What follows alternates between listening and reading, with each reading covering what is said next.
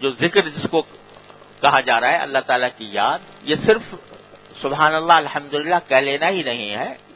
بے شک وہ ذکر کا ایک بہت بڑا فرد ہے، لیکن بزرگوں نے فرمایا کہ کل مطیع للہ فہو ذاکر، جو بھی اللہ تعالیٰ کی اطاعت کر رہا ہے،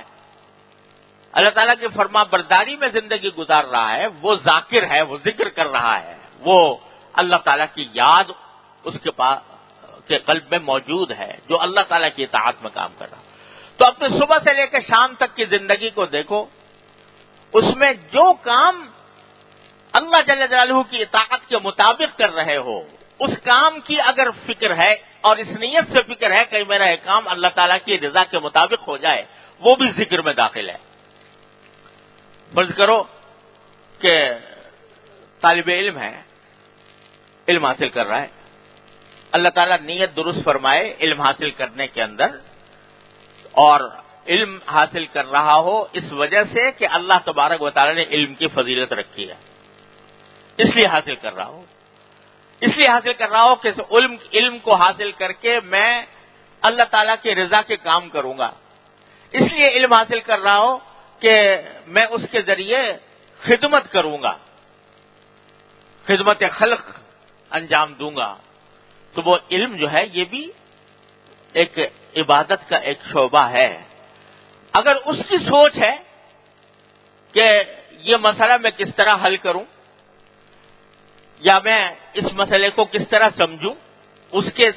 خم و پیچ میں آدمی اگر الجھ رہا ہے تو وہ بھی ذاکر ہے، وہ بھی ذکر ہے۔ وہ بھی اگر سبق یاد کر رہا ہے کوئی آدمی اور نیت علم میں درست ہے تو سبق یاد کرنا یہ بھی ذکر ہے۔ اگر کوئی پڑھا رہا ہے اور پڑھانے کے لیے اس کے دل میں نیت یہ ہے کہ میں تاکہ لوگوں کی خدمت کروں، ان تک علم پہنچاؤں، اور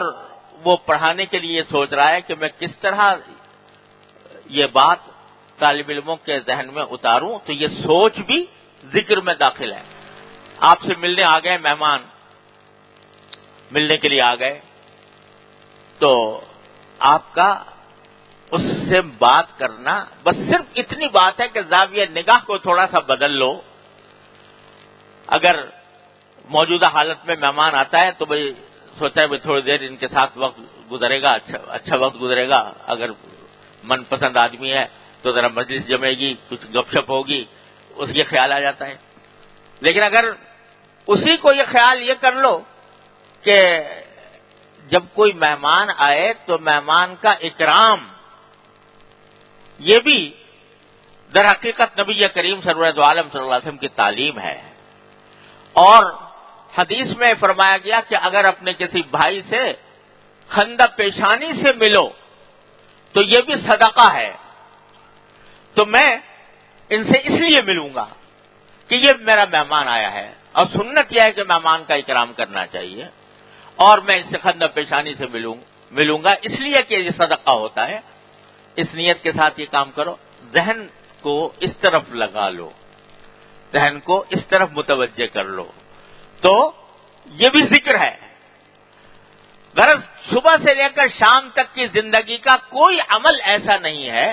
کہ جس میں اپنی سوچ کے رخ کو تھوڑا سا بدل کر اس کو ذکر نہ بنایا جا سکے، وہ اللہ تعالیٰ کا ذکر میں شامل ہو جائے۔ کل مطیع للہ فہو ذاکر۔ آپ کہیں گھر میں داخل ہو رہے ہو، گھر میں داخل ہوتے ہوئے ذہن اس طرف متوجہ کر دو، خیال آ رہا ہے کہ بھی گھر میں جائیں گے تو بیوی بچوں سے ملیں گے، گھر والوں سے ملیں گے، یہ خیال تو آ رہا ہے، لیکن اسی خیال کا رخ اس طرف موڑ لو کہ یا اللہ میں اپنے گھر میں داخل ہونے والا ہوں، اے اللہ میں اپنے سب گھر والوں کو عافیت کے ساتھ پاؤں۔ تو ایک دعا کر لی تم نے اللہ تبارک و تعالی سے، اسی لیے حدیث میں رسول کریم صلی اللہ علیہ وسلم نے دعا تلقین فرمائی، اللہم انی اسألک خیر المولج و خیر المخرج، بسم اللہ ولجنا و بسمہ خرجنا، کہ اللہ جب میں داخل ہو رہا ہوں تو میں اچھی طرح داخل ہوں، اچھے حالات میں لوگوں کو پاؤں، اور جب نکلوں تو اچھے حالت میں نکلوں۔ اللہ تعالیٰ کی طرف متوجہ ہو گئے تو ذرا سا زاویہ نگاہ کو تبدیل کر لینے سے، محض اپنی سوچ کے رخ کو اللہ تبارک و تعالیٰ کی طرف موڑ لینے سے یہ انسان کا ہر کام ذکر میں تبدیل ہو جاتا ہے، اللہ تبارک و تعالیٰ کے ذکر میں تبدیل ہو جاتا ہے۔ اس وقت صورتحال یہ ہے کہ غفلت کی حالت میں انسان کا وقت گزر رہا ہے، اللہ تعالیٰ کا خیال، اللہ تبارک و تعالیٰ کا ذکر، آخرت کی فکر یہ کم آتی ہے یا نہیں آتی۔ اور اگر مشق کر کر کے آدمی اپنا اس طرح اپنا نظام بنا لے کہ ہر موقع پر اللہ جل جلالہ اور اللہ کے رسول صلی اللہ علیہ وسلم کے احکام کی طرف توجہ کر لے، کھانا سامنے آئے تو کھانے کو اس نیت سے اور اس سوچ کے ساتھ کھائے کہ یہ اللہ تعالیٰ کی نعمت ہے، اس کو میں شکر ادا کر کے کھاؤں گا، تو یہ بھی ذکر ہے۔ اور اس کا سب سے بہترین طریقہ حضور نبی کریم سرور عالم صلی اللہ علیہ وسلم نے سکھایا کہ جو معصور دعائیں ہیں، مسنون دعائیں، صبح کو اٹھنے کے وقت یہ، اور وضو کرتے وقت یہ، اور نماز پڑھتے وقت مسجد میں جاتے وقت یہ، اور سواری پر سوار ہوتے وقت یہ دعائیں پڑھو، ان دعاؤں کو اپنا معمول زندگی بنائیں۔ اور جو حضرات عربی نہیں جانتے تو وہ ایک مرتبہ یہ کام کریں، انشاءاللہ اس کا بڑا فائدہ ہوگا کہ جو مسنون دعاؤں کی کتابیں چھپی ہوئی ہیں ان دعاؤں کے ترجمے بھی چھپے ہوئے ہیں، تو ایک مرتبہ اس کا مطالعہ کریں ترجمے کا کہ کیا دعا مانگی نبی کریم صلی اللہ علیہ وسلم نے، کس وقت کیا دعا مانگی، اس سے ذہن کھلے گا کہ اللہ تبارک و تعالیٰ سے کیا مانگنا چاہیے اور کس نیت سے اور کس خیال سے آدمی کو کیا کام کرنا چاہیے۔ کوئی زندگی کا کوئی گوشہ سرکار دو عالم صلی اللہ علیہ وسلم نے چھوڑا نہیں جس میں یہ دعائیں سکھائی نہ ہوں، صبح سے لے کے شام تک کی زندگی میں۔ اگر آدمی اس کی پابندی کر لے تو یہ ذکر اس کے دل میں انشاءاللہ سما جائے گا، اور یہ عادت پڑے گی کہ جس وقت جو کام کر رہا ہوں اس کے اندر تصور اللہ جل جلالہ کی طرف بنے۔ پریشانیاں آتی ہیں انسان کو، آج کون انسان ایسا ہے کہ جس کو کوئی نہ کوئی پریشانی لاحق نہ ہو، ہر طرح کے افکار میں، کوئی کسی فکر میں مبتلا ہے، کوئی کسی فکر میں مبتلا ہے۔ اب ایک تو شکل یہ ہے کہ آدمی اس فکر کو لے کے بیٹھ جائے اور اپنے آپ کو ہاتھ پر ہاتھ رکھ کر بے عمل بنا لے، اس سے کچھ فائدہ نہ دنیا کا نہ آخرت کا۔ لیکن دوسری شکل یہ ہے کہ اس پریشانی کو اپنے اللہ تعالیٰ کی بارگاہ میں پیش کرتا رہے، یا اللہ یہ پریشانی ہے اپنے فضل و کرم سے دور فرما دے، یا اللہ یہ تکلیف ہے اس کو اپنے فضل و کرم سے دور فرما دے، اور اس پریشانی کو دور کرنے کے لیے جو ظاہری اسباب ہیں